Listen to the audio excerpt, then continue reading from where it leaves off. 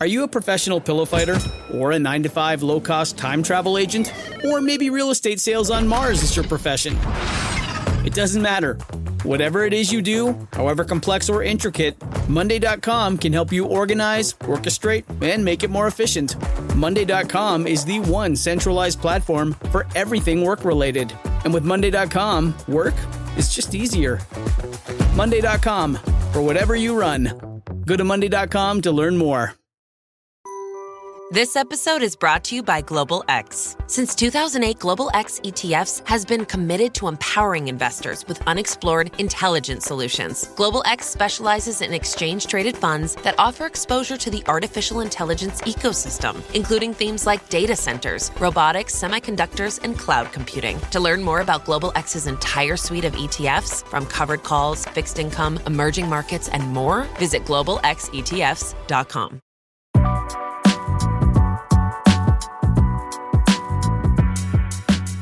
Welcome back to another episode of Investies. I'm your host, Linda Garcia. This week on the podcast, we are going to review options trading, how it works, and why you should or shouldn't try it. This is going to be a rerun episode from late August. I do apologize. I have had a really crazy last couple of months. Really a really crazy year. But these last couple of months have been extremely heavy on me.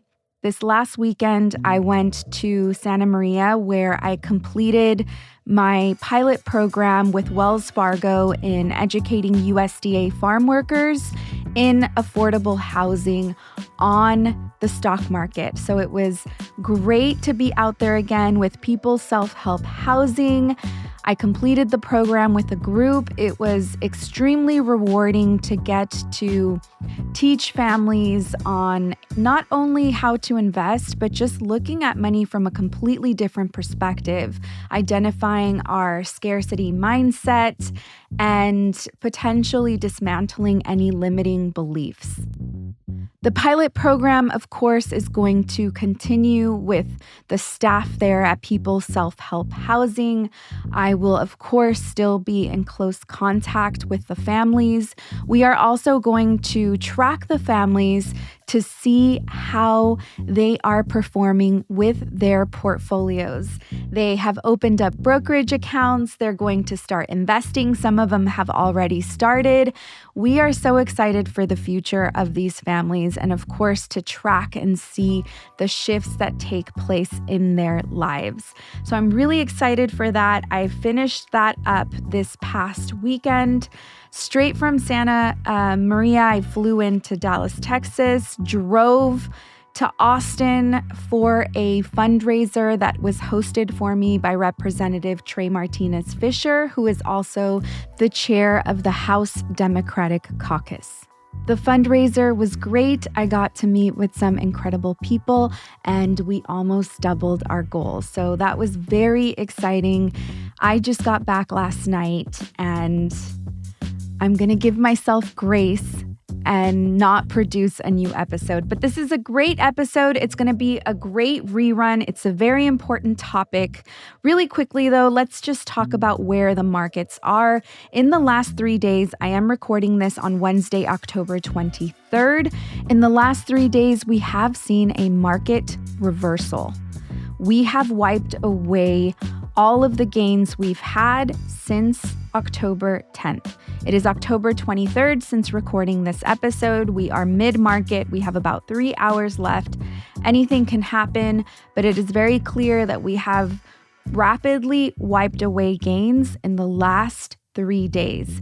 Now, a lot of analysts this morning are speculating, could this be an indication of who the next president of the United States is? This has been an ongoing topic that we've had on the podcast, where the stock market has been able to accurately predict who the next president of the United States will be.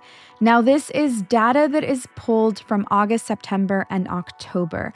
If the market is positive, then we should be expecting for Vice President Harris to be the next president. However, if the market goes negative, then that is indicating that former President Trump will be the next president. If we zoom out and we look at the entire picture from August, then it is looking like Vice President Harris will be the next president. But we do have analysts speculating that this could be a potential reversal, that we may see a series of negative days up until Election Day, and that this could potentially mean that former President Trump would be the next president. So we shall wait and see. That is the update there on the market. And thank you all for your grace and your patience. I will be back next week with a new episode. In the meantime, enjoy this one on options trading.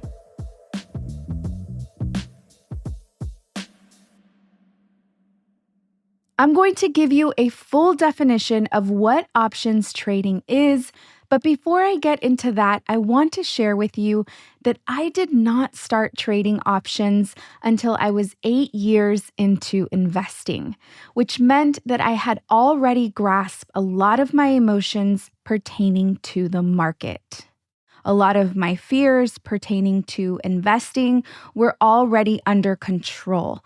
Trading on the stock market, whether it is shares or call options, can be extremely emotional, and you can almost guarantee that people are going to lose money.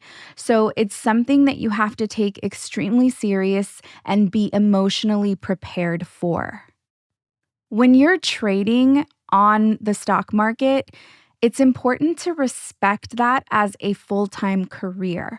There are professional traders that are doing this for a living. It's not necessarily something that you can easily walk away from like long-term investing. You have to be tied to your desk and watching your trade. Now, let's talk about the different types of trades that there are. There are 3 different types of methods used when trading. There's scalping, day, and swing. Now, scalping is a trade that will take place within minutes, anywhere from 5 to 10 minutes. If you do a trade within that time frame, that is considered scalping. The second method is day trading. This is a trade that takes place in the matter of one trading day. So it is a trade that will take place over the course of a few hours. And then the last method is swing trading, and this is a trade that will take longer than a day and into months. All of these trades require that you understand not just trading itself and the rules that go along with the actual trade, but it also requires that you understand stock market charts and different tools that you can utilize in order to read a stock market chart, all the way from what we call price action, which is the change in the stock price, as well as the volume of people coming on to that trade. In other words, how many people are selling in and out of that trade at any given moment. There are all of these tools that are used to read the chart more effectively and efficiently. What I want you to understand is that this is a process that is extremely intense and requires a lot of dedication in terms of educating yourself on how to trade properly and also learn what method best fits you and your emotions. And of course, as always, regulating your own personal emotions through this process. Every time I am asked about options trading or trading in general, it's a topic that I take very seriously, and I'm sure you can hear it in my voice. I just want to make sure that we understand what this process is and what we're wanting to get into, because a lot of the time, what we understand about trading is that people can make a ton of money. In the question, the second part of the question says, if so, does it work? And I'm guessing that this is pertaining to the concept of making money. Can I make money off of trading? Yes, you absolutely can. But you are most likely to lose a ton of money before you actually start making money. And so that's an investment that you have to make as you learn how to trade. You have to be emotionally prepared to lose a lot of money to get really good at trading and then eventually begin to make money.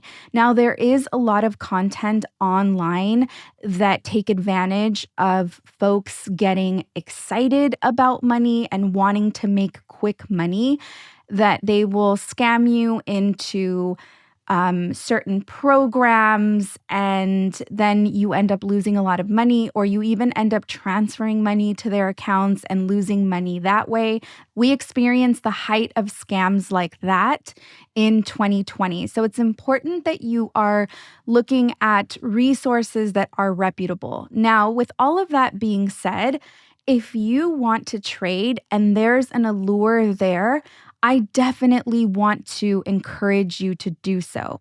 I hope that I'm not coming off as this isn't something you can do. I just really want to convey the seriousness of it and how much money can be lost as you're learning to take on this process. As I mentioned before, I didn't start trading options until 8 years into my investing journey.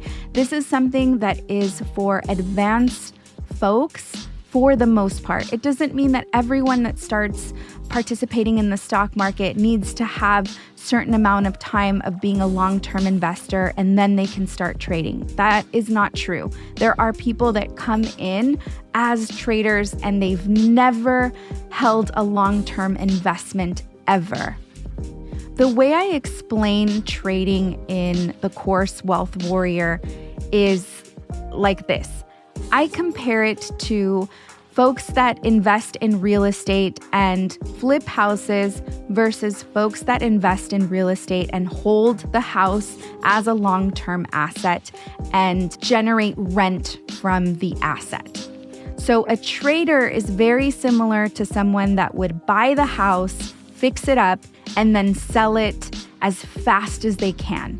That is the similar energy of a stock market trader. A stock market trader has no interest in the fundamentals of the investment. They don't care about earnings. They just care about the stock chart, how the stock chart moves, getting in and out of a trade, and making money doing so. With a long-term investment, it is similar to purchasing the house, keeping the house for the long term, and allowing for that house to appreciate in value, and perhaps collecting rent or money from Airbnb, simply acquiring revenue from that asset. That is very similar to a long-term investment.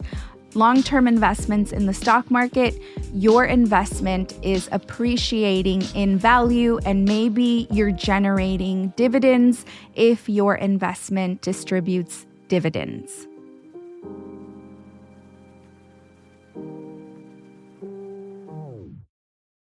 Ryan Reynolds here from Mint Mobile. With the price of just about everything going up during inflation, we thought we'd bring our prices down. So to help us, we brought in a reverse auctioneer, which is apparently a thing. Mint Mobile Unlimited Premium Wireless. How to get 30, 30, bit to get 30, bit to get 20, 20, 20, bit to get 20, 20, bit to get 15, 15, 15, 15, just $15 a month? Sold! Give it a try at mintmobile.com/switch. $45 upfront payment equivalent to $15 per month. New customers on first 3-month plan only. Taxes and fees extra. Speed slower above 40 gigabytes. See detail.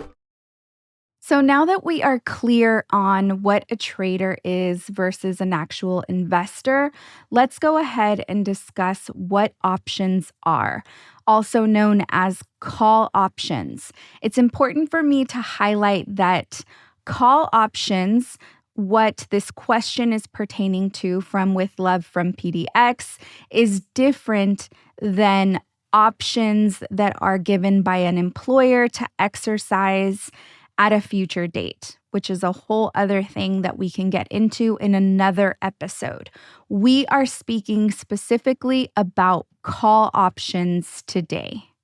A call option, by definition, is a contract between a buyer and a seller to purchase a certain stock at a certain price up until a defined expiration date. Let me break that definition down for you so that we can understand, because call options can be very confusing to understand. A call option is actually a contract. And in this contract, it contains the right to purchase 100 shares. Every single contract has 100 shares of the same stock. Okay, doesn't have a multitude of different shares within that contract. The call option can be for Netflix, and that contract has 100 shares within that contract of Netflix stock. And so when you purchase a call option to trade, what you're actually purchasing is the cost of the contract. You're not purchasing 100 shares. You are just purchasing a contract between myself, who would be the buyer, and a seller who has agreed to put 100 shares in a contract. And what the seller has sold me is just the contract. Now, I can, if I wanted to, exercise the contract and buy those 100 shares off of the seller before a certain expiration date. However, for the most part, when people are trading call options, they could care less about purchasing the shares that are in the contract. What happens if the stock goes up? That contract becomes more valuable. And so let's say that I purchased a contract for $1 per share. So I purchased the contract for $100 because within that contract, there's 100 shares. And then those shares become more valuable. They go up in price. That contract is now worth, let's just say, $300. I can sell that contract to someone else for $300. So I've traded the contract, and now I have gotten my $100 back, and I have profited $200.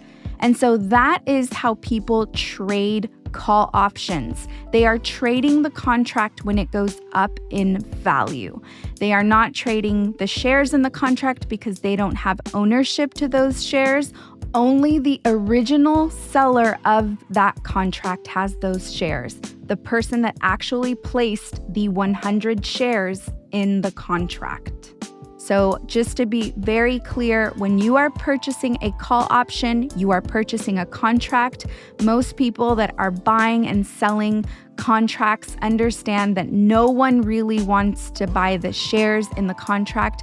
The actual intention for most traders is to purchase the contract in hopes that the contract is going to go up in value because the stock in the contract will go up in value, and then sell the contract and make a profit on the value that has increased for that contract.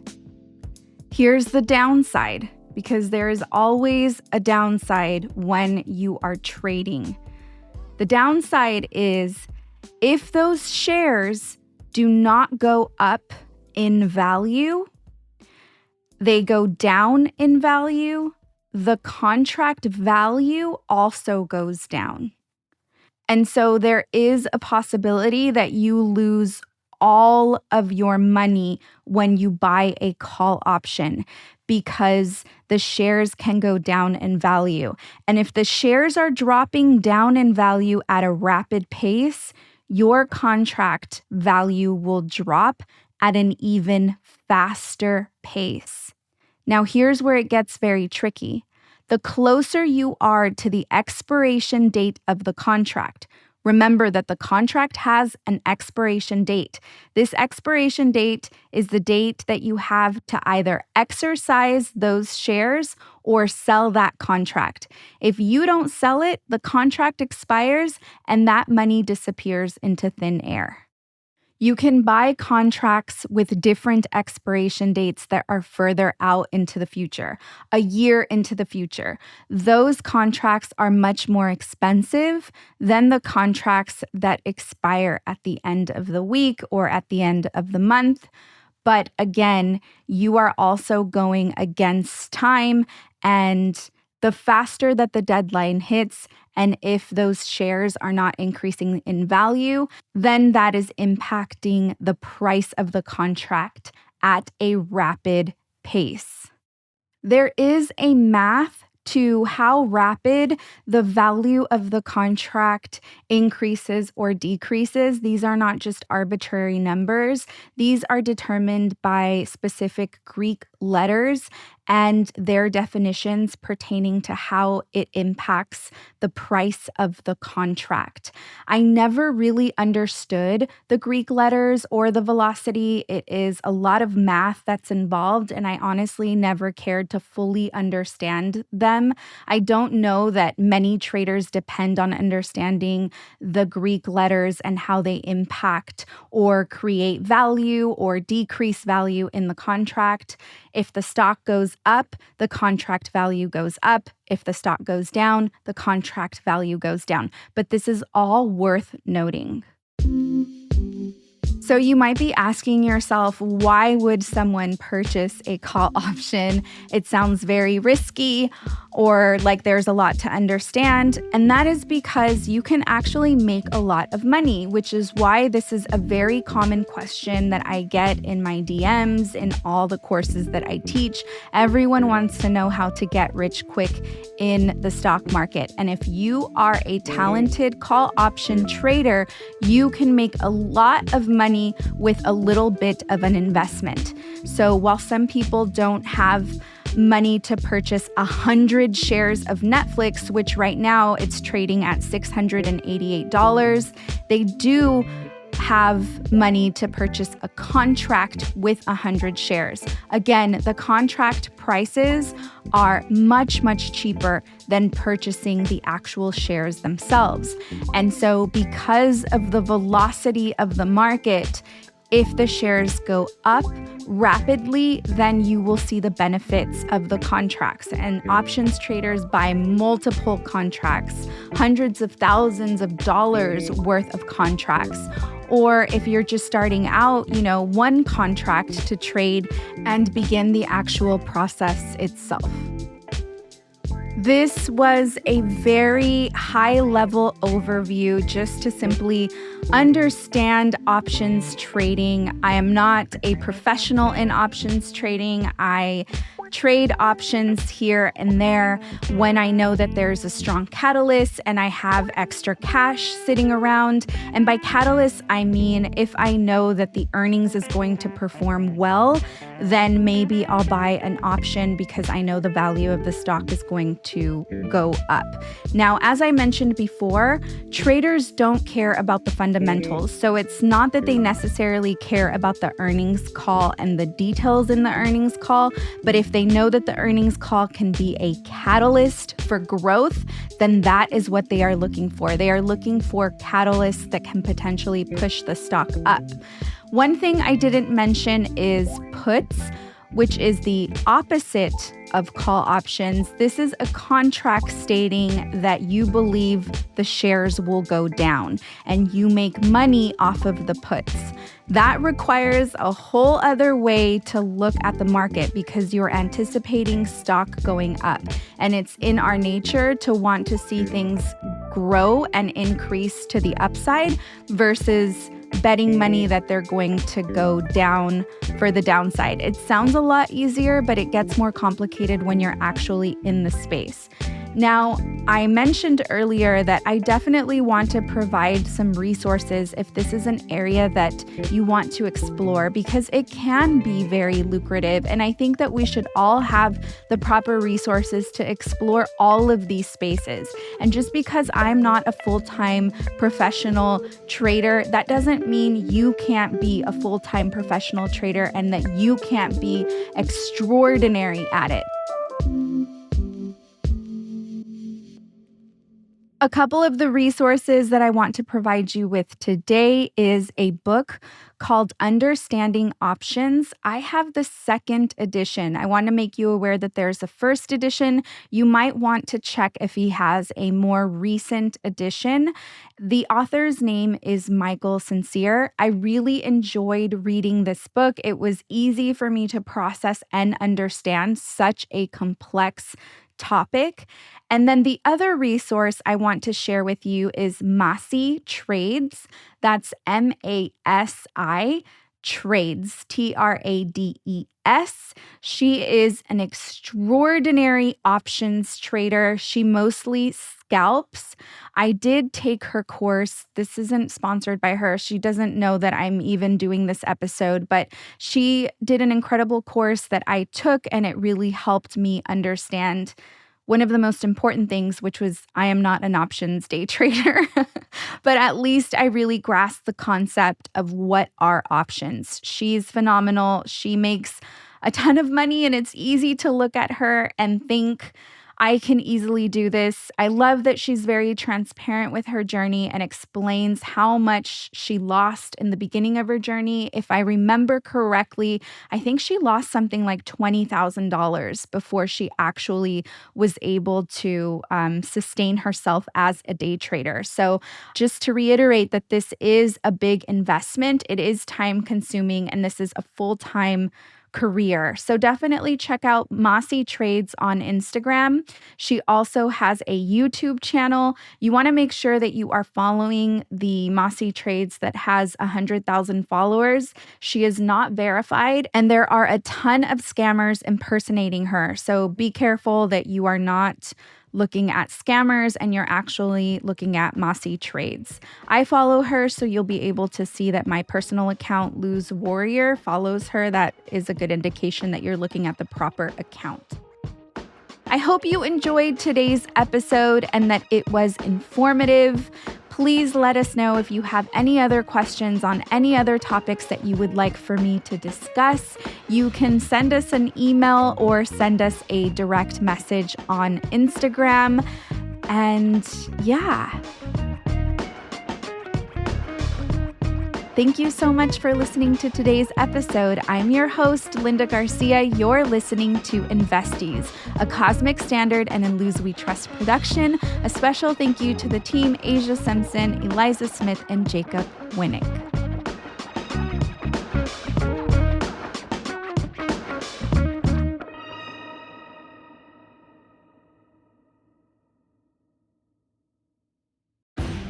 At your job, do you ever have to deal with a nose roller?